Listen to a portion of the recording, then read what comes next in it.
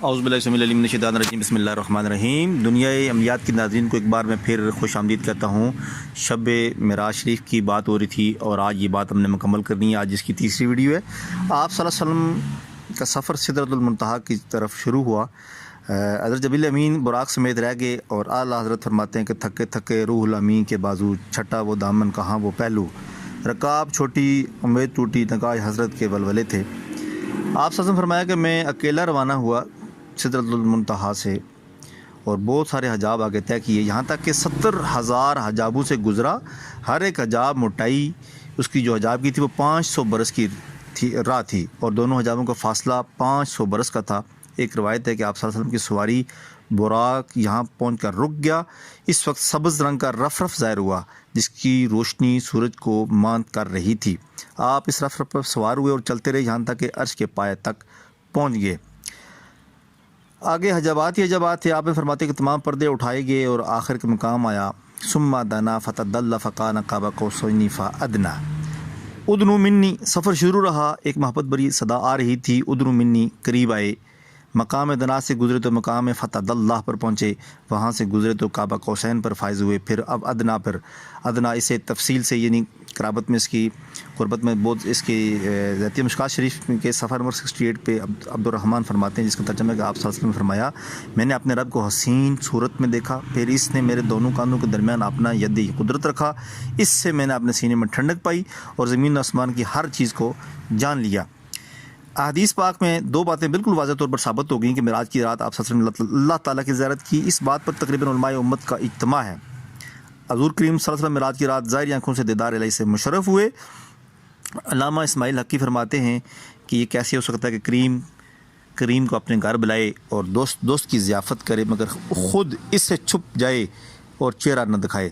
شیخ محدث عبدالحق محدث دہلوی سرکار فرماتے ہیں کہ یہ کائنات ارضی و سماوی کی کوئی چیز آپ صلی اللہ علیہ وسلم سے پوشیدہ نہ رہیں، اس کے علاوہ قرآن کریم اور احادیث کی بے شمار دلائل ہیں، اور امت کے لیے بھی آپ صلی اللہ علیہ وسلم نے معراج کروائی اس رات کو۔ وہ کیسے کروائی؟ اللہ تعالیٰ نے آپ صلی اللہ علیہ وسلم کو امت کے لیے معراج عطا فرمایا۔ وہ الصلاۃ معراج المومنین، نماز مومن کی معراج ہے۔ 50 نمازیں لے کے آئے، 6 ماہ کے روزے تھے۔ آپ صلی اللہ علیہ وسلم واپس آئے تو راستے میں چھٹے آسمان پہ موسیٰ علیہ السلام سے کھڑے تھے، انہوں نے کہا یا رسول اللہ آپ کی امت اتنی نمازیں نہیں پڑھ سکتی، واپس گئے کم کرائیں۔ آپ صلی اللہ علیہ وسلم پھر برگاہ علا میں پہنچے تو 5 نمازیں کم ہوتی رہیں حتیٰ کہ آخر میں 5 نمازیں اور 1 ماہ کے روزے رہ گئے۔ اللہ نے کہا حبیب نمازیں یہ 5 پڑھیں گے 50 کا ثواب دیا جائے گا، ثواب کم نہیں ہوگا۔ من جاء بالحسنۃ فلہ عشر امثالھا، جو ایک نیکی کرے گا اس کے بدلے 10 نیکیاں ملیں گی۔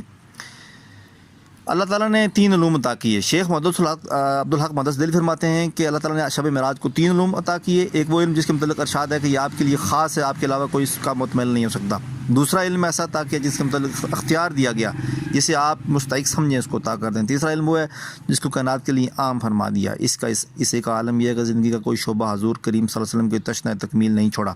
اس کا تعلق اقتصادیات، معاشیات، عبادات، معتقدات اور سے ہو، آپ صلی اللہ علیہ وسلم نے واضح فرما دیا۔ 3 تحفے بڑے خاص ہیں، اس میں 3 باتیں آپ صلی اللہ علیہ وسلم نے عرض کی، التحیات للہ والصلوات والطیبات۔ اللہ نے فرمایا السلام علیک ایھا النبی ورحمۃ اللہ وبرکاتہ۔ آپ صلی اللہ علیہ وسلم نے اس سلام کے بدلے میں رحمت اور برکت میں اپنی امت کو شامل کرتے ہوئے فرمایا السلام علینا وعلی عباد اللہ الصالحین۔ یہ ایک بڑا خاص تحفہ ہمارے لیے ہے جو ہم نہار نماز میں پڑھتے ہیں۔ یہ جب مکمل ہوا سفر تو آپ صلی اللہ علیہ وسلم نے ویسے تفصیل سے بیان کیا جائے تو یہ سفر پہ 10 ویڈیوز بن سکتی ہیں، لیکن اس نفسی کے عالم میں کسی کے پاس اتنا ٹائم نہیں ہے۔ بات مختصر اور جامع میں آپ کے ساتھ کرتا چلا جاؤں۔ بات آپ بہن آپ صلی اللہ علیہ وسلم واپس آئے۔ آپ صلی اللہ علیہ وسلم نے سب سے پہلے ام ہانی سے انہوں نے عرض کیا کہ اس کا ذکر عام نہ کرنا، لوگ انکار کریں گے۔ آپ صلی اللہ علیہ وسلم نے فرمایا میں حق بات کرنے سے کبھی باز نہیں رہ سکتا، کوئی تصدیق کرے یا نہ کرے۔ ابو جہل نے جب واقعہ سنا تو صدیق اکبر کے پاس گئے اور کہا تو نے سنا ہے کہ محمد کیا کہہ رہا ہے، کیا یہ بات تسلیم کی جا سکتی ہے کہ اتنے جلدی بیت المقدس آسمانوں کا سفر طے کر لیا؟ صدیق اکبر نے کہا فرمایا تسلیم تو نہیں کی جا سکتی، مگر لائن قال اللہ صدقہ، اگر میرے آقا نے فرمایا تو ضرور سچ کہا ہوگا۔ ابو جہل نے آپ صلی اللہ علیہ وسلم کو کہا کہ کیا آپ یہ بات پوری قوم کے سامنے بھی کہنے کے لیے تیار ہیں؟ آپ نے فرمایا بے شک۔ ابو جہل نے کفار کو بلایا، جب تمام قبائل جمع ہو گئے آپ صلی اللہ علیہ وسلم نے سارا واقعہ سنایا، انہوں نے تالیاں بجائیں، تمسخر اڑایا۔ ایک کافر نے کہا ہمیں معلوم ہے کہ آج تک بیت المقدس آپ نے یہ بتائیے اس کے ستون و دروازے کتنے؟ فوراً جبرائیل امین تشریف لائے، بیت المقدس آپ صلی اللہ علیہ وسلم کے سامنے رکھ دیا۔ حضور نبی کریم صلی اللہ علیہ وسلم نے ستون دروازے سب بتا دیے۔ کفار نے کہا ہو سکتا ہے کسی سے سن کر یاد کر لی ہوں، کوئی ایسی بات بتائیں جو نہیں ہو۔ ایک کافر نے کہا ہمارے تجارتی قافلے آنے والے ہیں، کیا آپ نے راستے میں کہیں دیکھا ہے؟ آپ صلی اللہ علیہ وسلم نے فرمایا 3 قافلے دیکھیں، ان قافلوں کا ذکر سیرت طیبہ میں موجود ہے۔ پہلا قافلہ مقام میں روحہ میں دیکھا، یہ قافلہ بدھ کے روز سورج غروب ہونے تک آپ نے فرمایا یہاں پہنچ جائے گا۔ میں نے دیکھا کہ ان کا ایک اونٹ گم ہو گیا ہے، وہ تلاش کر رہے تھے، وہ سخت پریشان تھے۔ میں نے انہیں آواز دی کہ فلاں جگہ اونٹ موجود ہے، وہ حیران ہوئے کہ یہاں محمد کی آواز کیسے؟ دوسرا قافلہ مقام ذی مرہ پر ایک قافلہ تھا، یہ قافلہ بدھ کے روز دوپہر تک یہاں پہنچ جائے گا۔ ان سے 2 آدمی اونٹ پر سوار تھے، جب ان کے پاس میرا براق تیزی سے گزرا تو اونٹ ڈر گیا اور سامنے سواریوں کو نیچے گرا دیا، دونوں سواریوں کو۔ تیسرا مقام تغیم پر دیکھا، اس قافلے کے آگے آگے داری دار اونٹ چل رہا تھا، یہ شتر سوار کو سردی لگ رہی تھی، وہ اپنے غلام سے کمبل مانگ رہا تھا۔ یہ قافلہ قریب آ گیا، صبح سورج طلوع ہوتے ہی یہ قافلہ یہاں پہنچ جائے گا۔ چنانچہ جس طرح سید کائنات صلی اللہ علیہ وسلم نے فرمایا بعینی اسی طرح ہوا، اور قافلوں کی آمد کے پروگرام میں ذرا برابر بھی فرق نہ آیا۔ پھر کفار نے قافلے والوں سے وہ نشانات دریافت کیے جو آپ صلی اللہ علیہ وسلم نے فرمائے تھے، اور انہوں نے اس کی تصدیق فرمائی۔ بہت سے کفار نے یہ بات جب سن لی تو مسلمان ہو گئے، اور اس وآخر دعوانا الحمدللہ رب العالمین۔ یہ تو سلسلہ معراج کا مختصر میں نے آپ سے بیان کیا۔ میں امید کرتا ہوں کہ آپ کو یہ میری کاوش ضرور پسند آئے گی۔ میں یہ بھی امید کرتا ہوں کہ آپ میرے اس ویڈیو کو دوستوں کے ساتھ شیئر کریں گے، چینل کو سبسکرائب کریں گے اور لائک کریں گے۔ اسی کے ساتھ مجھے نئی ویڈیو تک اجازت دیجیے۔ بہت بہت شکریہ۔ اللہ حافظ۔